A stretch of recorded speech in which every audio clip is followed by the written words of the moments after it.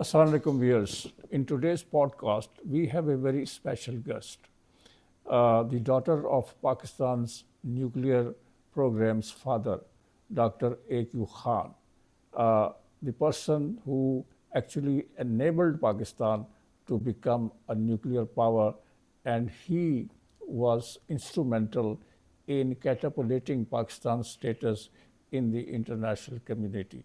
We have with us Dr. Dina Saiba, the daughter of Dr. A.Q. Khan, and we are going to ask him questions about Dr. Khan's life and the way he was forced to appear on TV and confess for the accusations which were apparently very false and baseless.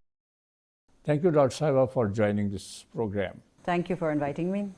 Dr. Saiba, what is your feeling now when Dr. A.Q. Khan is no more in this world and a hero for Pakistani nation, father of the Pakistani nuclear program, and the way he was treated towards the end of his life, towards the twilight of his years? What is your feeling? It was a difficult, very difficult time for my entire family, not just my father, but of course he suffered the most with the events of 2004 and onwards.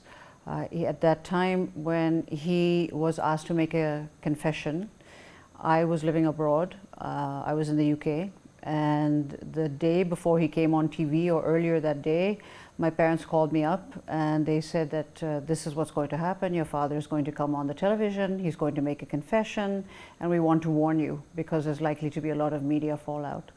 So I was very upset, and I said, why? Why is he doing this? I mean, we had seen over the past few months that there was tension, that there were issues. You know, my father was not being allowed to travel freely. There were restrictions being placed on him, but I wasn't expecting this kind of activity. So I asked, I said, why are you doing this? And my parents both spoke to me, but my father said, listen, this is what I've agreed to do. I've agreed to accept this, be the scapegoat, as you will, make this confession for the good of the country. Because, and I have been given assurances. This was during General Musharraf's time. He said, we have been given assurances. The team, the KRL, a lot of the directors of the team were being severely pressurized. They were being questioned. There was a lot of, they were having a very difficult, they were having a very difficult time. My father was very unhappy about that as well. And he said, I've agreed to come on TV and to make this statement because I've also been given guarantees that I will be given a full pardon afterwards. This is a very temporary situation. And, they've asked me to say this, and afterwards things will go back to normal. There will be they will recognize, there will be a pardon, there will be no long-term consequences. And I at that time said, how can you believe these assurances? How do you even think that this is going to be the case? And my father said, there's not really any choice. I don't want anybody else to suffer the way that they are, and I love my country, this is what I'm doing. And as we saw afterwards, he made the confession, and as my mother mentioned quite recently, and my mother doesn't like to revisit those times, she still finds it very upsetting. But very soon afterwards, General Musharraf went right back on his word and started talking about, no, I never promised him a full pardon, it was a conditional pardon. And the conditions of my parents being put under house arrest wasn't my father, it was my parents. They just extended, and my father's life was never the same again. Dr. Saiba, who do you think was instrumental in engineering this whole episode? Well, I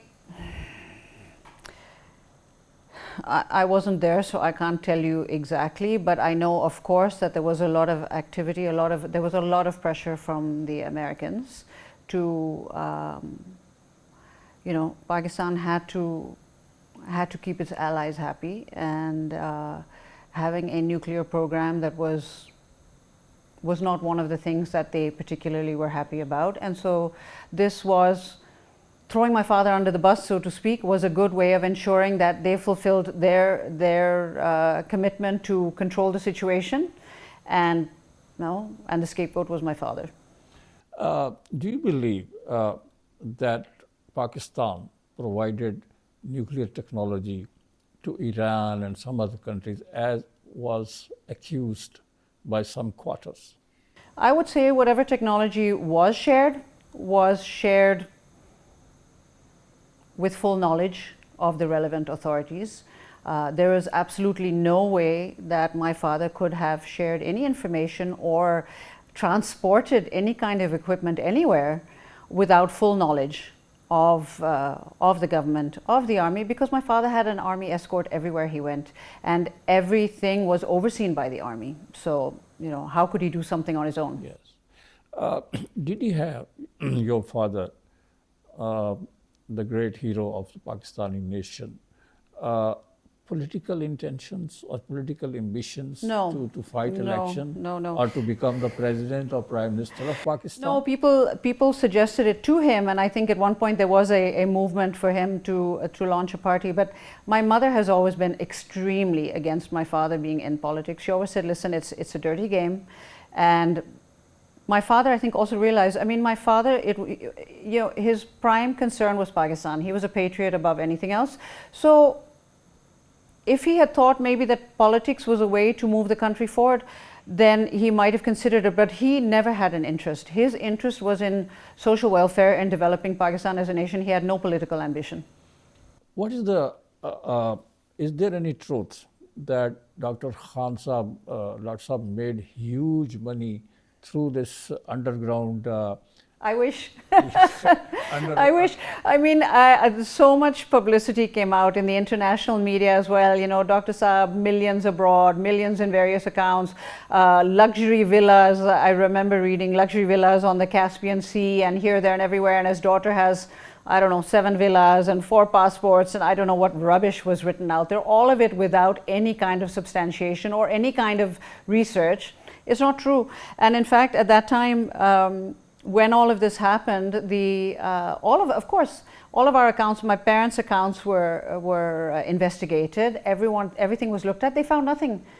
My father was clean. He didn't do anything like that. We didn't make millions. And if you see us now, even now, and you visit our house in E7, and I know you've been there before, you will see that the lifestyle that we have and the house that we have, compared to so many people in this country, so many business families, etc., it's so simple.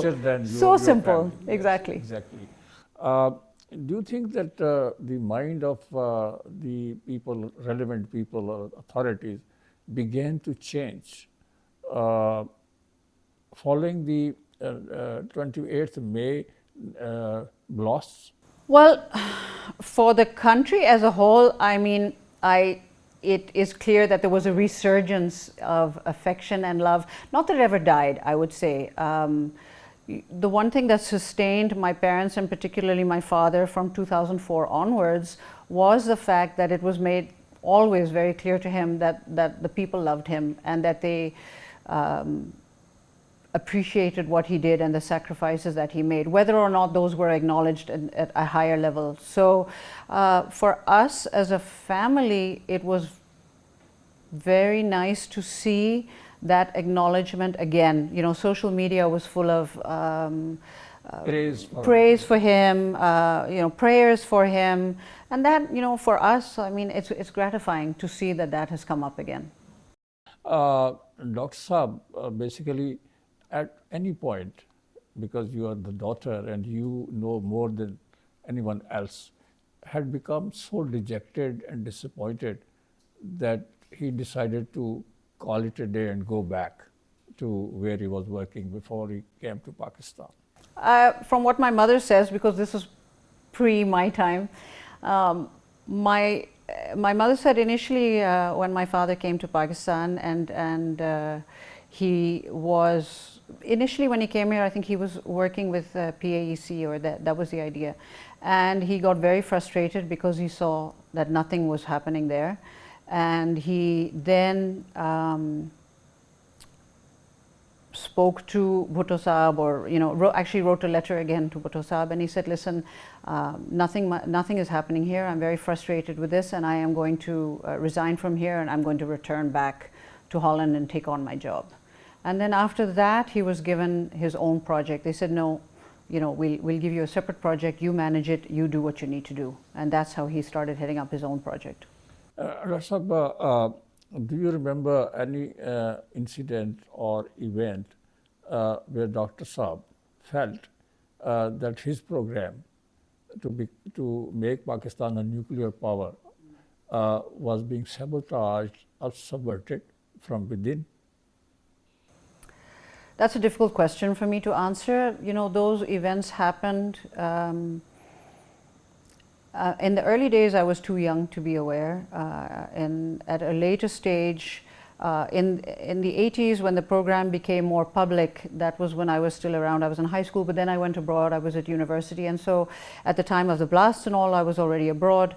So I couldn't give you details about, but of course, there are always certain, unfortunately, in every situation, not just his, but in every situation, I've seen it myself in the situation I'm facing, and that's a much simpler issue with my father's projects, the hospital and philanthropy that I've taken over. There are always people who try to sabotage what you're doing, who don't have your interests at heart. One of the senior leaders of PMLN, which is now a senior partner in the ruling coalition in Pakistan, said that Dr. A.Q. Khan was just a scientist, not a hero. I saw that interview, and I know who you're referring to. And I will be honest, I was shocked. I was quite shocked at that interview because PMLN has, they have had a long history with my father. And of course, Prime Minister Nawaz Sharif was the Prime Minister when the blasts happened. And no one is disputing that he was placed in a difficult situation. There was so much pressure from Western allies to not do the testing, compared to the pressure within Pakistan that, of course, we had to do the testing. So, like I said, PMLN has had a very long history with my father, as has PPP. I mean, my father, because he was apolitical, he worked with everybody in that sense. And personally, again, in the context of the problems that I had with the hospital, I had approached, at that time when Mr. Shahbaz Sharif was Prime Minister in the interim government, and I had approached him for help, and he was extremely helpful. And and again, also when I have spoken with President Zardari, he has supported me all the way. So we've had support on all fronts. So, but in this context, and you're speaking about Rana Sanawala Saab, when I saw that interview, I was really shocked and upset. I had met him personally as well. I think maybe about a year and a half ago, in the context of the hospital, that I was asking for his assistance. And at that time, he assured me how much they respected my father. And for him to come out with a statement like this, I thought was shocking. And it's different if somebody does not actively support my father. That is their choice. Nobody is telling you to stand up there and say, he is the greatest person, the greatest scientist. But to go up in a public interview to actually go in the opposite direction and say that he is not a hero, I thought it was extremely disrespectful and extremely uncalled for and extremely hurtful to my family. Dr. Saab, in the last days of his life, Dr. Saab was an ailing person, aged and ailing. What were his views about this whole episode, coming back to Pakistan and starting this project, KRL, and subsequently completing this whole project and turning Pakistan into a nuclear power? So what were his thoughts towards the end of his life? Well, I think a mixture of emotions. He always felt a great sense of pride in what the team, everyone working together had achieved. And I emphasize the team because for my father, it was always a team effort. He could never say that he was the only one who did it. How could he? There were a lot of people involved, and those people who worked with him, that is the one thing that anyone that I've met, they still tell me that, your father was an exceptional man because he always made us feel like we were a part of an important team and we worked together as a unit. And I think that is something we should all remember and learn from. I think that gets forgotten very easily in everywhere, but in this country particularly is what I've seen. So a great sense of pride, a sense of fulfilling what he had set out to do, but later also a deep sense of disappointment and regret because there was so much more he could have done. 20 years, 24 years, give or take, I think it was, of his life were spent under some form of house arrest, whether you consider it strict house arrest or not, where his movements were monitored, who he met was monitored, where he could go was monitored, he was confined to, he was permitted to go certain places, he was not permitted to go to certain places, he was never allowed to leave the country again. All of those things, and he had so many ideas. He could have still contributed so much to developing this country, and with the love of Pakistan that he had, there was so much disappointment that he wasn't able to do that, and he still tried. I mean, that was why he wrote those articles in the newspaper. He would bring to light certain things. He gave proposals for universities. He worked on hospitals. We have an NGO that works on community health care. He was working on establishing this 500-bed hospital in Lahore. Many projects, but on a bigger level. He had ideas for the electricity problems that we were facing, for flood relief, for managing many things that he could have, I feel, contributed a lot more, and with his background, engineering, science, etc. And instead of taking advantage of that, they basically shut the door, put him in a corner, said thank you very much, and forgot about him. At any stage during this whole process and with the life that you spent with your father, this family was threatened. The life threats came to you. Dr. Saab was always under threat, but the family was ever your family threatened? Not that we were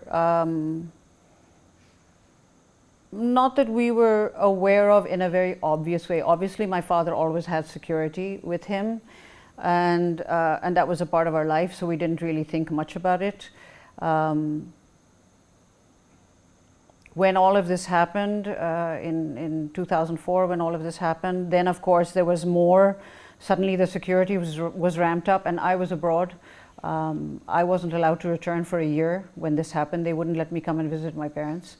And even abroad, obviously, we attracted attention. I was questioned. There was a lot more surveillance on all of us, and so we were aware of certain. It changed our lives for sure. Yeah. Thank you so much, Dr. Saiba, for being with us on this show. Kind of you that you appeared and expressed your views on this very important and crucial aspect of our national life. Thank you so much.